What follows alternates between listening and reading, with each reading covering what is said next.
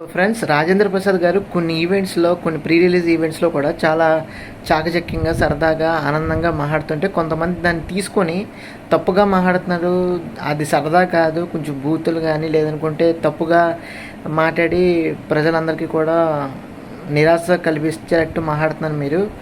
అది చాలా అస్సలు మంచిది కాదు అని చెప్పేసి చాలామంది అంటున్నారు. బట్ రాజేంద్ర ప్రసాద్ గారు చెప్పేది ఏంటంటే, నేను ఎప్పుడు కూడా ఇలాగే సరదాగా మాట్లాడుతూ ఉంటాను, నవ్వించేటట్టుగానే చేస్తూ ఉంటాను, కానీ నేనేం తప్పుగా అయితే నేనేం అనట్లేదు.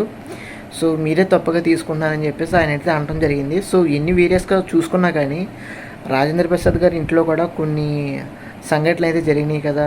వాళ్ళ పాప అయితే చనిపోవడం జరిగింది. సో ఈ ఫ్లాష్ బ్యాక్లో ఏంటంటే మైండ్ అనేది కొంచెం, పైగా ఆయన వయసు కూడా పెద్దదే కాబట్టి కొంచెం అటు ఇటుగా మా సరదాగానే తీసుకోవడానికి ప్రయత్నించినా కానీ, మాట్లాడదాం అనుకున్నా కానీ ఎంతో కొంత ఆయన మనసులో అయితే బాధ అయితే ఉంటుంది. కాబట్టి ఇలాంటి ఈవెంట్స్కి రప్పించడం వల్ల, ఇలాంటి ఈవెంట్స్కి రావటం వల్ల ఫ్రెండ్షిప్ అనేది ఇంకా పెరుగుతుంది. అదేవిధంగా ఏదైతే బ్యాక్ మెమరీస్ ఏవైతే కొంచెం డిసప్పాయింటెడ్ అయినాయో అవన్నిటినీ కూడా తప్పించుకొని ముందుకు వచ్చి ఆయన జీవితం అయితే ముందుకు వెళ్ళడానికి అవకాశం అయితే ఉంటుంది. అప్పుడే ఆయన ఫ్రెష్గా, హ్యాపీగా మాట్లాడడానికి, అందరిలో కలిసి ఉండడానికి అయితే ఉంటుంది. డిప్రెషన్లో ఉండకుండా ఎంతో కొంత రాజేంద్ర ప్రసాద్ గారు అందరితో కలిసి ఉండేటట్టుగా ఉంటారని మా అయితే నమ్మాలి. అంతేగాని ఆయన యాక్టింగ్ కానీ, ఆయన పెర్ఫార్మెన్స్ని కానీ, ఆయన యొక్క స్టోరీ టెల్లింగ్ కానీ మనం ఎన్నో చూసాం, ఆయన సినిమాలు ఎన్నో చూసాం.